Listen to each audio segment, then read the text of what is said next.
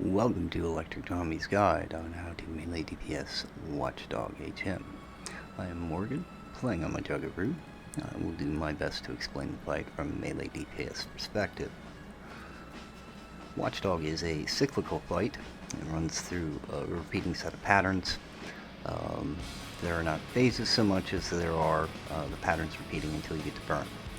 The first thing that we will have to deal with is an attack called the missiles.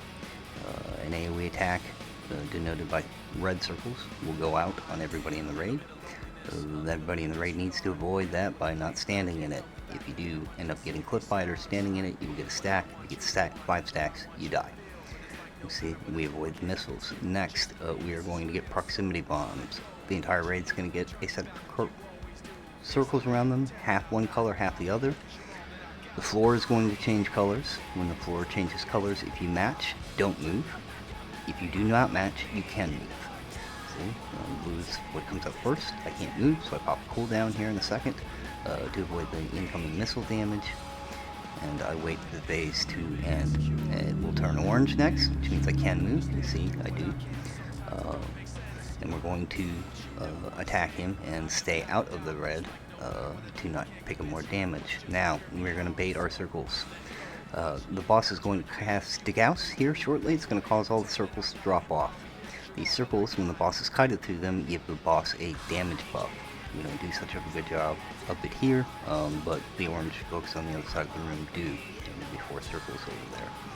So after Degauss, he does his Stalker Protocol cast, and he changes colors. He's blue, which means the tank needs to drag him through the blue circles we just dropped on the ground so he can pick up stacks. You can see there are 2 stacks on him. He will then turn orange. The tank needs to take him to the other set of circles, which are orange. The tank does a great job of doing that. We do a good job of avoiding damage. Directly following this, the boss is going to go into his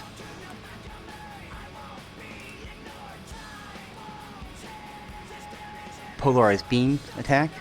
If you have a color that is opposite of the tank, you're going to want to stand in front of Watchdog one at a time to break the beam that's going to come out from his mouth. You can see come out now. I move in front, I hit a cooldown, and I take the beam to keep the tank alive. Also notice that the color of the orb coming from Watchdog's mouth matches the color around my feet. That's another way to tell. So we will go through 4 of those. Half of the raid has blue, half of the raid has orange. We did 1, now we're doing 2. Now we're doing 3. You can kind of see how we're positioning so that each member that has a blue circle can go stand in front of the beam and break it, keep the tank healthy and strong. The tank will take massive amounts of damage if that beam is not counteracted. They may live, but they're going to lose the vast majority of their health. So you can see the group moves to the edge of the room from what is called the Gauss. The tank will, the Watchdog will do his Degauss ability, and it causes all the circles that are around the remaining raid members' feet to drop off. We can go through another polarized beam. See him orange this time. The tank is orange, so that means he needs blue. Means I need to focus mostly on making sure that my group mates can get in there to break that beam. I'm of course trying to maintain uptime on my DPS, but it ranks secondary to making sure that those beams get broken. You can see the group kind of moving in place. At least we get to see Degauss, how that works if you are the same color as the tank and you need to deal with your circles still being there when Watchdog forces them to drop off. At a certain point, a call is made to go to the edge of the room and drop our circles. The call is made a little early, but this is not a huge DPS check fight. It's more important to do mechanics. So I'm standing by the wall here. Degauss is going to go out. We'll see the cast bar on my screen. There it is. Circle drops. So the tank is going to take Watchdog to the middle of the room, because Watchdog is going to change colors. Depending on what color he is where we will take him. So he's orange. We're going to drag him to the edge of the room so he can pick up more stacks. This is why you do not want to drop your circles from Degauss all over the place. The boss is big, he's cumbersome, he's difficult to maneuver around. We don't know what color we're going to get on the get-go. After the first color, the boss, Watchdog, will invert and be the opposite of the color he just did. In this case it's blue. We don't have any blue circles to drag him through, so the tank is just trying to stay alive.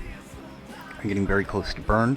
Burn starts at 13%. Once that happens, the last phase of the fight begins. And you see, there it begins. Now the circles surrounding players no longer matter, so they can clip each other. There will be no detriment to doing so, but they need to stay out of the red. Don't stand in stupid. It's a universal rating rule for all games. The tank, in the meantime, faces Watchdog towards the corner of the room, because he has a nasty conal that none of us can take. The tank needs to be very careful not to taunt the boss. It will upset the fight and get the tank killed. So we just continue to DPS Watchdog until he dies. The tank does an excellent job facing Watchdog where he needs to be. We do a good job of putting all of our circles in the same spot so that it's not spread out all over the field of play, moving out, letting bombs go off, moving back in, and DPSing Watchdog until he dies, which he's going to do very shortly here.